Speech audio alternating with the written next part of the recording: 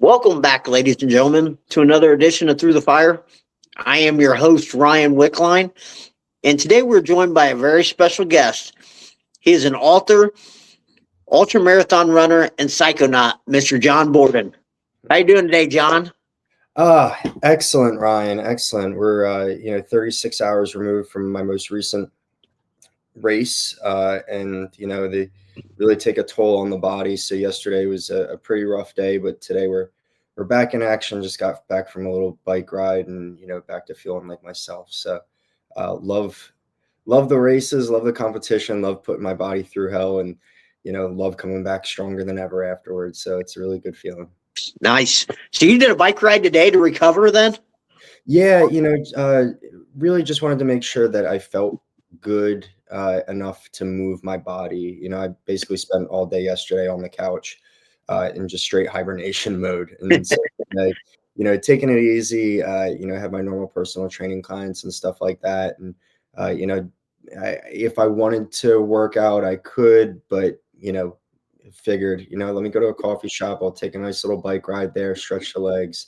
And it feels good to do that, 36 hours removed from putting my body through hell. So it feels like a good move. Yeah. So number one question the audience is probably wondering, who's John Borden? Shit, man. There's a lot of ways that I can answer that.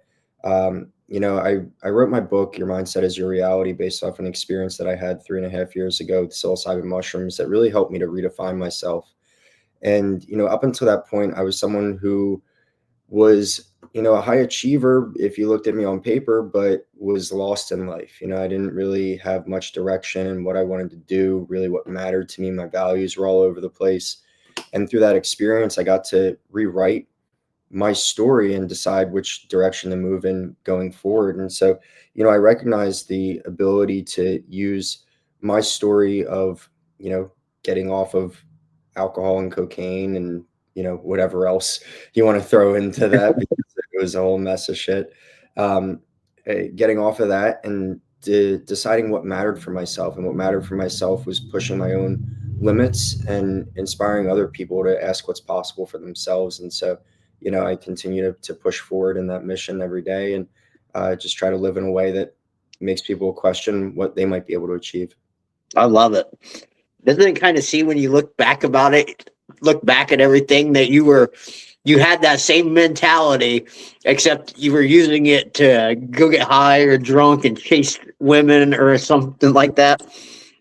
Yeah, it is very similar. I mean, a lot of that, it stemmed from validation, the drinking and drugs and women and everything like that. It all just came down to wanting other people to, you know, idolize me or like to be around me or whatever it is, right? And, it's a little bit of the same way. It's just, used for good and not for evil. Yeah, that's it. I can relate to that 100% because once I got away from all that stuff, my life got a little bit easier and more focused, and just I could focus on what was more important.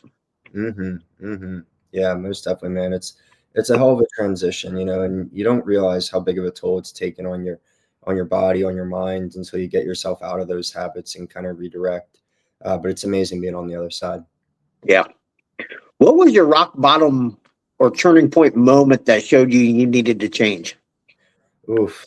I mean, the one that I point to and the one that I describe in my book is this time when I was living in Connecticut, and at that point, I had moved from New Jersey to Connecticut, so I was away from my family, away from my friends. It was the middle of COVID, so there's like zero opportunity to meet people. So I'm in this place where, I really don't know anybody. I have no real hope of meeting people because everyone's still, worried about COVID and everything like that.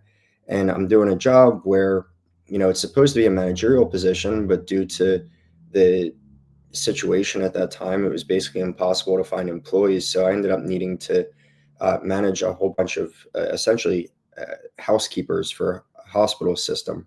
And so I was cleaning toilets, sweeping, mopping, taking out the trash all day and all night. And I had a time when, two of my employees decided to smoke pot before going into work. And I got a call from the office manager that they smelled a pot. And, that meant that I had to cover 4 different employees for this foreseeable future. And I just lost my freaking mind, man. I called my mom and it was just screaming at the top of my lungs, the F word over and over and over again. And I realized at that point that I needed to make a major change for myself. And, it started with trying to find a new job, but then, after a little bit, a guardian angel came to me in the form of a stranger at a bar who essentially said, dude, you think you're miserable because of, this job, or because of living in Connecticut, or because you're, yada, yada, yada. You're miserable because you blame everybody except for yourself for where you are. And nothing's going to change for you until you start accepting that nothing is anybody's fault except your own. And I wanted to tell the guy to fuck himself, but I realized he was right and didn't. And I said, well, okay, shit, what can I change? So, I stopped looking for a job in Connecticut, started to look for work from home jobs, and then, found something that allowed me to move, and decided to move to Florida after a quick search and a couple trips. And it was just exactly what I was hoping for when I moved, in terms of coming down here and embracing the party lifestyle and yada yada yada. And then 6 months after that, I found psilocybin, and the change really took hold. Yeah. So how did psilocybin mushrooms help you with your healing process then? Well, really, it supercharged everything. So I had wanted to change for a while. It was one of those things where, a couple years before I found psilocybin, I found myself saying, okay, this is my last drink. I'm not doing this again, over and over and over again. And, sometimes I would I went as much as a month one time. And then you just start drinking again and start drinking again. And then it turns into binge drinking, and it turns into blacking out. It turns into buying an ounce of Coke at a time. And eventually you're just back in the same habits over and over and over again. And I couldn't figure out how to get myself out of those habits for good. But what psilocybin did was allowed me to basically rewrite the neural pathways in my brain and stop associating the same acts with drinking. So, watching a sports game, I didn't have to drink. Going out to a restaurant and eating dinner, I didn't have to have a drink. If I was just hanging out with friends, doing whatever, I no longer felt like I needed to have a drink. And so the psilocybin allowed me to ask myself what I actually wanted to do, not just what habit was telling me that I should do. And so it allowed me the presence of mind to actively choose not to drink, not to, do a line of Coke during the middle of the workday because I'm not meeting my calls quota or whatever, and so it just allowed me the presence of mind to choose a better path. Nice. How were you able to change the story you told yourself? Yeah, well, that's exactly it. I asked myself who I wanted to be. And that's really the biggest thing, is if you can define for yourself who you want to be. Do you want to be the person that continues to follow the paths that you've followed up until this point, or do you want to be the person that, runs 100-mile ultra marathon? Well, if you want to be the person that does that, there's a lot of things that you need to change in your life to get to that point. So is this decision, whether that's having a drink, whether that's going to bed on time, whether that's, eating a pizza, or, grilled chicken, right? Whatever that decision point is, it's a vote for either the person that you do want to be or the person that you don't want to be. And so it's about choosing what version of yourself you want to create and making every decision with that in mind. Yeah. What type of like inner work did you need to do to like look at yourself and be more self-aware of the changes you need to make?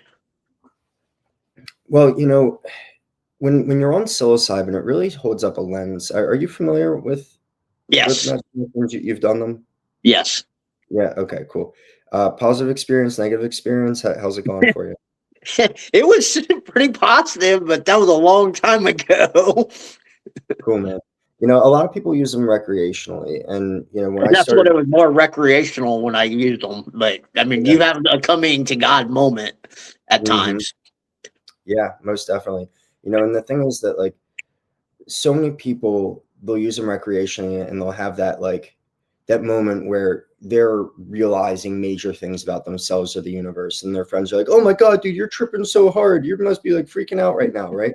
And it makes that person discount what those thoughts are. It makes it seem less real. And so when you come out of that mental state, you just say, "Oh, that was a crazy experience. I was really high," and not, "Wow, this is an incredible thing I found out about myself. How can I use this moving forward?" And so for me, when I was under the influence of psilocybin, it was really like holding up a mirror to myself and allowing me to see myself as other people saw me. And when you do that, you're able to really critically self evaluate in a way that, I don't know if it's possible without something like psilocybin. Because when I was able to see myself, I could see the way that I acted. I could see what my motivations were. I could see how I would perceive someone else doing exactly what I was doing, and said, "Holy shit, there is so much I need to change." Yeah. I mean, how were you able to like make those drastic changes so like easily then? Um, so I mean, we'll kind of break them down. Uh, you know, the, if we're just talking about like substances, right? I mean, the first one to go was cocaine, and up until that point, it had been like 10 years of using cocaine regularly, um, and there was a night, October 30th of 2022, when I was hosting a Halloween party at my apartment, and then my friends and I were all going to go out to a bar, and so we all bought tickets to this Halloween party at the bar. I had probably 30 people over my apartment. I have a fridge stocked with alcohol. I've got a bag of Coke that I dump out and just pass around to everyone who wants it. And the night before, I'd been up until probably 4 a.m. drinking, doing lines, fucking stupid, doing nothing but wrecking my sleep and my health, and yada yada yada. And so Saturday comes around, and I'm having this party at my apartment, and I dump out the bag of Coke, and I do a line, and I pass it to the next guy. And as I'm sitting there, I'm just kind of thinking, and you know, uh, I had done psilocybin a week prior, and the neuroplastic window is still active in my brain. And so after you use psilocybin, it's not just a while you're on it that your brain has the propensity to make incredible changes. There's a window of time that usually lasts for, anywhere from a couple weeks to months, where you're able to make really radical changes for yourself and change the way that you think about things. And, up until that point, it was like, okay, cocaine is something that people that I've idolized do. And they are energetic and bombastic in the life of the party and yada, yada, yada. And that's why I want to do it, because that's what I want to be. I want to be this person that's, looked at as the source of fun, and, somebody that, people want to be around, and yada, yada, yada. And as I do the line, I sit there and I'm reflecting, and I'm like, why am I doing this? I'm not anxious. I'm, you know, not really like looking forward to going out. Like, I'm fucking exhausted from being up doing blow all last night. Why the fuck am I doing this? And so it was just one of those things that, like, it no longer made sense to me. The money that I put into it, the toll that it took on my health, yada yada yada, that I'm just like, I'm done. I'm done. And right in that moment, literally 2 seconds after doing the line, I just decided that it was something that I didn't want for myself anymore. And it's not, of course, that simple. There were a few moments in the week that followed where at one point, it's the middle of the workday, and I go to my room and I dump out a line. And as I'm about to do it, I'm like, do I really want to do this? And the answer was no. And so I put it away. And then I was packing for a music festival that I was going to the next week, which is kind of like the center point of my book and the transformation. And I had taken the last of the Coke that I had, probably like an 8 ball worth, and I threw it into my bag to take with me on the trip. And I'm like, why? Why would I even bother taking this with me? I don't like it. I don't like the way that it makes me feel. Like, I don't want to have this anymore. And so I took it out of my bag. I put it back in the closet. and I never touched the shit again. I didn't even have like a question of if I wanted to do it ever again. And I've had a little bit left sitting in my bedside drawer. I actually didn't even realize that I had it for the first 2 years afterward. I thought I had given it away to one of my friends. But yeah, it's been sitting in my bedside drawer and I have no desire to touch it. And it's nice because it's not even like a craving. Nice. That's an awesome story, man. You wrote your book, Your Mindset, Your Reality, documenting your journey. What led you to write it? Well, I had the transformation that I did, and I got back from my weekend at EDC and recognized that I was coming back to an apartment that really belonged to someone else. It belonged to a previous version of myself. And so I got to work on molding my environment into one that was more conducive to live the life that I wanted to live. And that was of somebody who, took care of themselves and prioritized health and, you know, productivity and yada, yada, yada.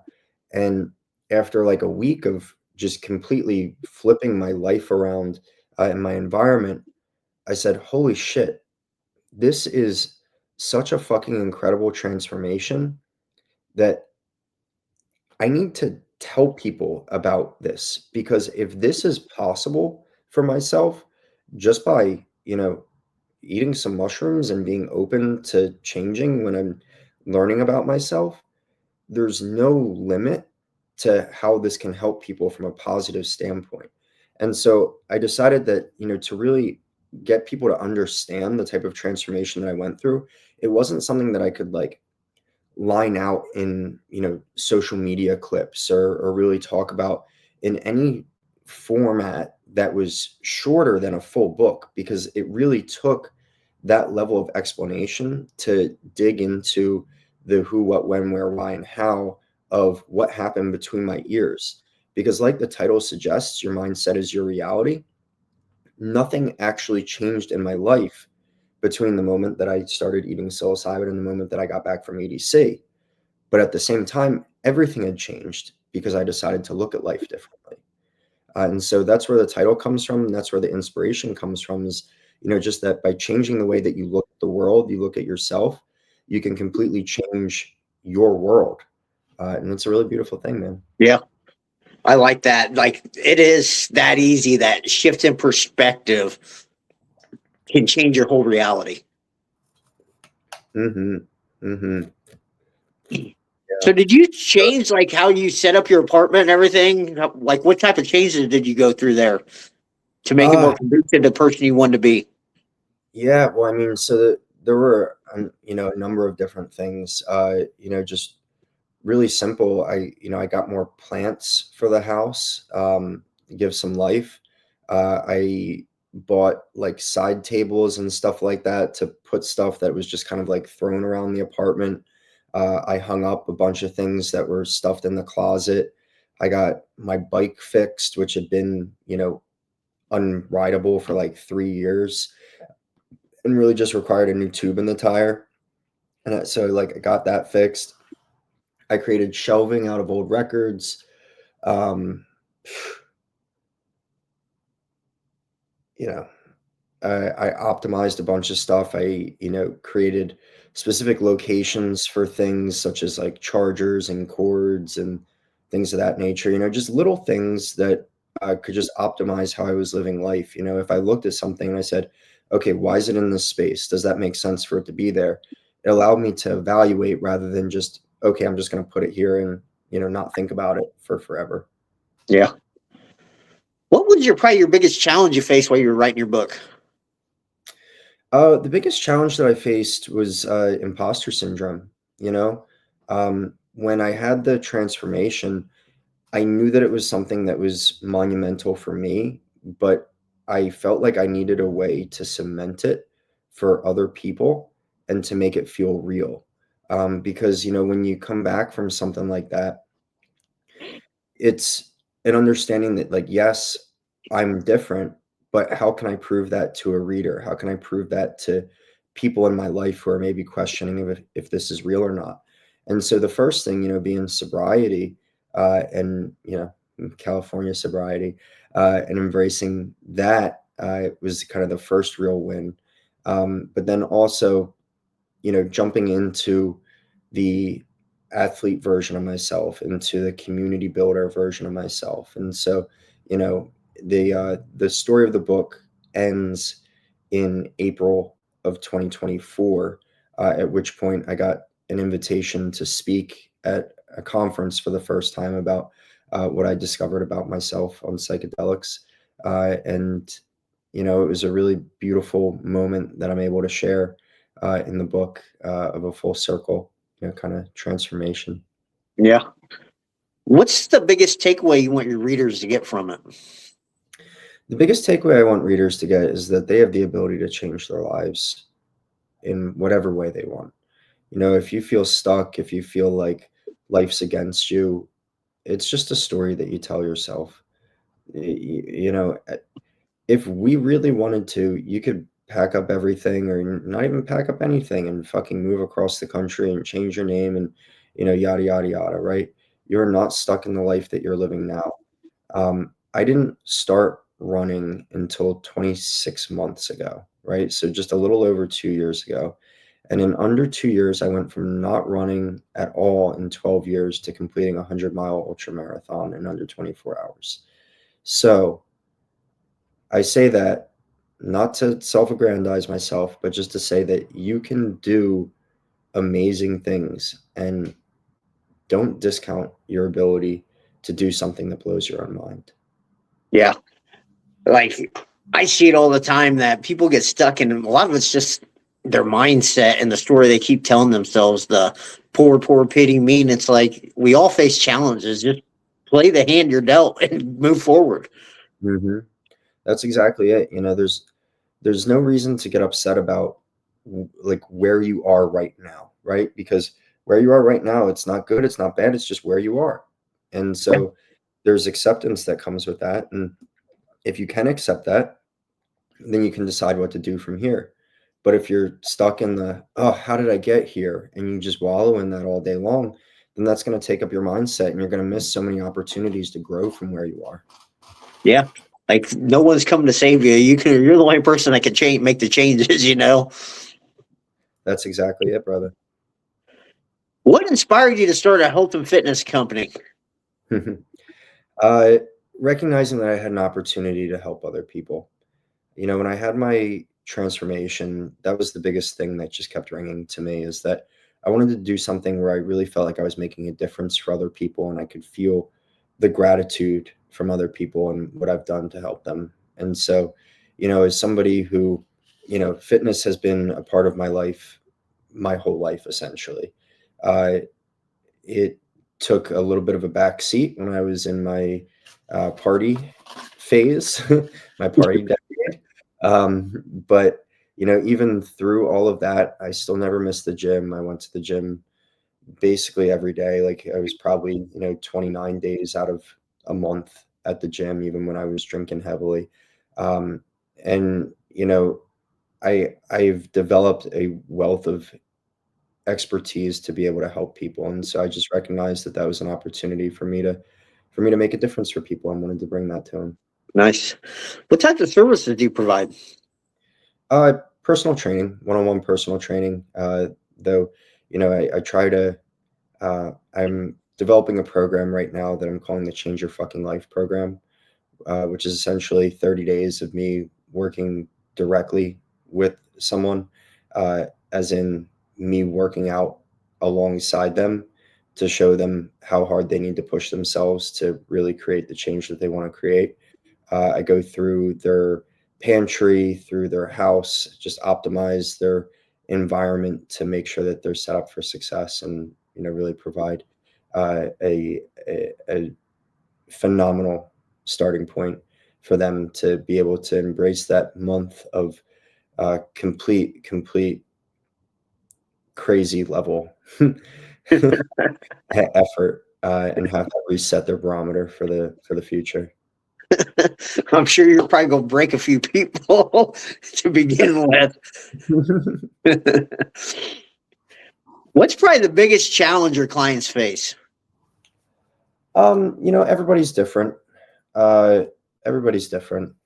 We all have different things that happen, whether it's, lack of motivation or, uh, kind of getting down on yourself, or uh, is for some people wanting to move too fast. And, it's all balance. It's understanding that, fitness, it takes time to develop athleticism. It takes time to develop speed and strength. And, it can often take time to develop the muscle of consistency.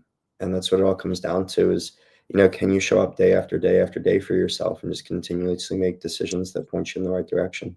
Yeah.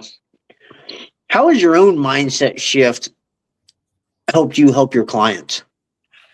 Well, I mean, the mindset shift came before my clients. So, that's major. I had been somebody who considered going to personal training for a while, but always felt like I, I felt like it wasn't the right direction for me for a couple reasons. But most specifically, that I would be too distracted by the women to really be an effective personal trainer.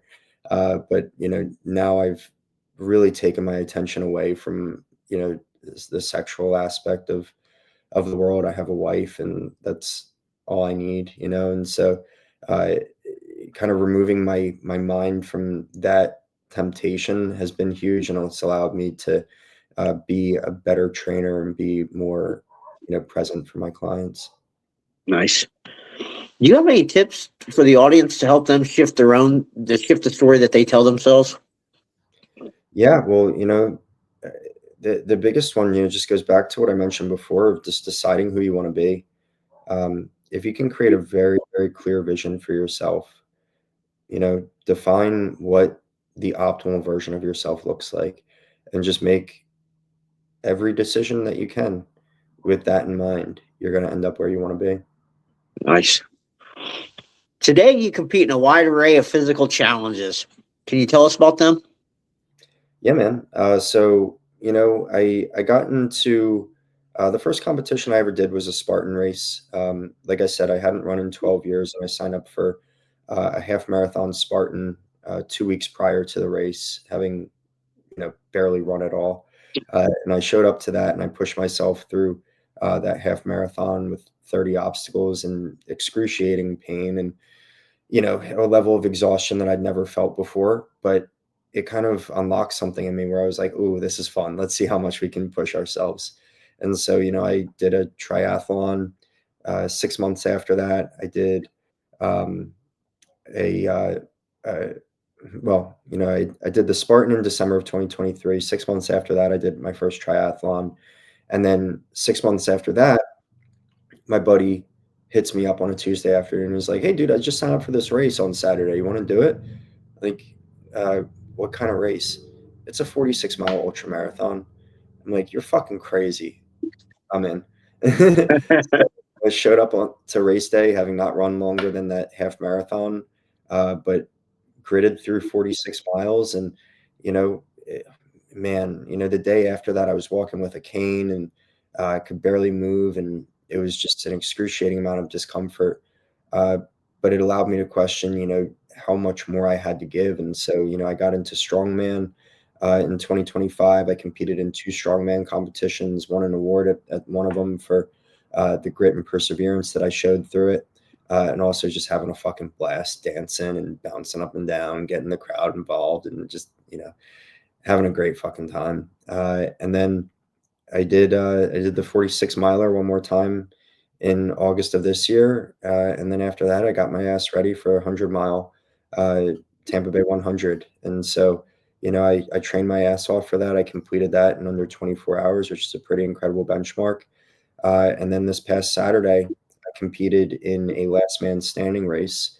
It was a treadmill race that involved running 5 miles on the treadmill every hour on the hour.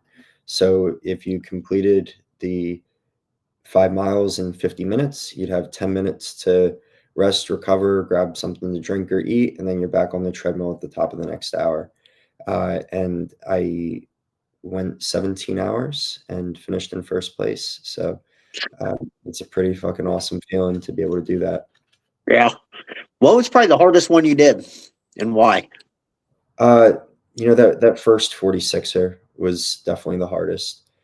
Being completely undertrained for it, um, dealing with incredible heat, like August in St. Petersburg is brutally hot, humid.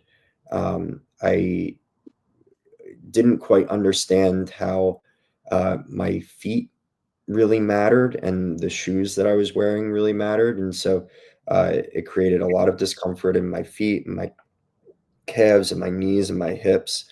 And so I was really just battling it. It took me 11 hours and 50 minutes to complete the 46 miles that day.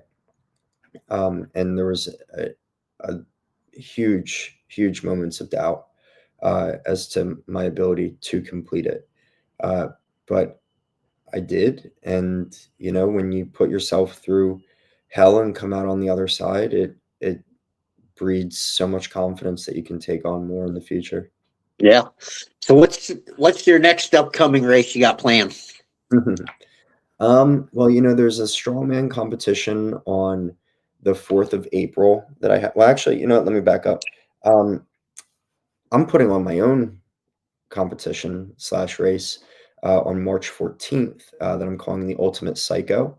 So the name of my company is Get Psyched Fitness. And so, it's kind of a double entendre of like Get Psyched Fitness, but also psychedelics, right? And so I'm calling it the Ultimate Psycho. And the Ultimate Psycho is continuous rounds of 3 miles and 100 burpees. And it starts off with an hour time cap and then drops down to 55 minutes, 50 minutes, 45, 40. And so you just continually have to get faster and faster and faster. It's a last man standing wins race. So I'm putting that on March 14th, and I can't wait to see how it goes. Nice. So where does the phrase psychonaut come from? Uh, that's a good question. The word psychedelic means mind manifesting in Latin. And so it's an interesting way to think about, psychedelics and the way that it helps our minds uh, expand and see more of what is in reality. And so psychonaut is, someone that likes to explore their psyche. Nice. How has your mental toughness evolved from your teens and 20s to now? Oh, I'm such a different person, man. The person that I was in high school was very fragile. I got bullied a lot. I was just craving acceptance in so many different ways. And, that followed me through college, fraternity life, and, the partying scene and yada, yada, yada, and really just having the same, you know, the same foundation of values, and that was really just being accepted. And the period of time between when I had my awakening with psilocybin and you know I guess I'll say like that first 46 miler, uh, there were so many questions about the path that I had chosen for myself and if it was right, and discovering so much about myself, whether it's through that race or just through the connections that I formed here around me and the community that I have here. I just really validated a lot of what I'm doing and showed that, by choosing my own path and not the path that maybe the people around me or my family or whatever would have chosen for me, that it's producing a hell of a lot of good. And so, the the mental toughness that I have of sticking with my decision to change my life through tough times and lonely periods and yada yada yada has led to me coming out on the other side with an insane amount of confidence. Yeah. You touched on something right there. It's kind of interesting. Why do you think that so many people choose that wrong path of what somebody else wants for them instead of choosing that path of what they want to do? Um, so acceptance is like a huge, huge, huge, huge psychological need that we have as humans. For the longest time, we operated in small villages. And so the thought of being exiled from your village, from your people, was a really scary proposition that meant that you might be left alone to die if you weren't accepted. And so, we still carry that same type of psychological fear when it comes to, thinking about what, not going along with the crowd is going to do to us being accepted. And so it's very understandable that people do struggle with that decision of, making the choice that they feel is right in their heart, but those around them might not feel is right for themselves. It's why drinking is often so difficult for people to break away from, because there's always that, what do you mean you're not having a drink? Like, what, you don't like hanging out with us kind of thing, you Yeah. know? And so um, there's so much of that acceptance that's baked into how we operate as human beings. And it's understandable, but it's something that you really have to just make the decision on what's important for yourself. Yeah. What would you tell somebody if they were sitting there contemplating going in a different direction away from somebody else? Well, I mean, it's all situation dependent. Yeah. All right. How can people get a hold of you? Yeah, man. So easiest way, Ryan, is through Instagram. I'm Johnny B on there, and that's Johnny with two N's, an IE, and a BE, Johnny B. You can also look me up on the internet. It's Get Psyched Fitness. That's a little snippet, the home of Get Psyched Fitness. You can find me on there. You can find my book on Amazon or Audible or Apple Books for audiobook. It's called Your Mindset is Your Reality. It's a purple cover. Nice. And I'll put all that in the show notes for everybody too. Is there anything we haven't covered that you want to talk about? Nothing really top of mind. All right. All right. Final question. What is one piece of advice you'd like to leave our listeners with about overcoming adversity?